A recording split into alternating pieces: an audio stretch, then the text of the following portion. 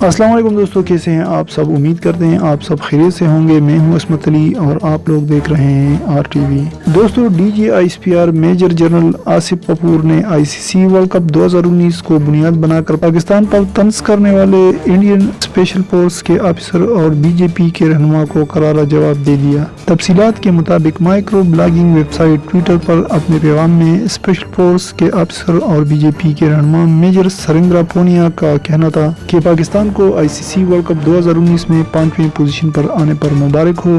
हमारे hero wing commander अभिनंदन अपना चाय का cup major general Asif Ghafoor के दफ्तर में ही छोड़ आए थे। बराए मेहरबानी इसे उठाए और जश्न मनाए।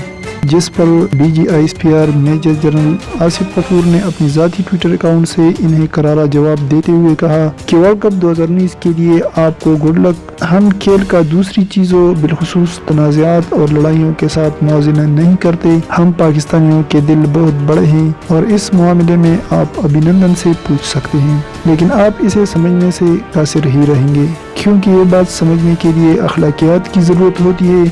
और जी हाँ, चाय का कप हमारे पास ही है। इसके अलावा हमारे पास आपके MiG-21 का मलबा और दूसरी बहुत कुछ चीज़ें हैं। मेजर जनरल आसिफ कपूर के इस जवाब पर ट्विटर सारिफीन ने भी इसकी तारीफ की और कहा कि भारत अभी तक यही सोच रहा है कि आखिर सरप्राइज डे पर इनके साथ क्या हुआ था। एक खातून सारिफ ने कहा कि आपका अभिनंदन अपना MiG-21 भी छोड़ गया था।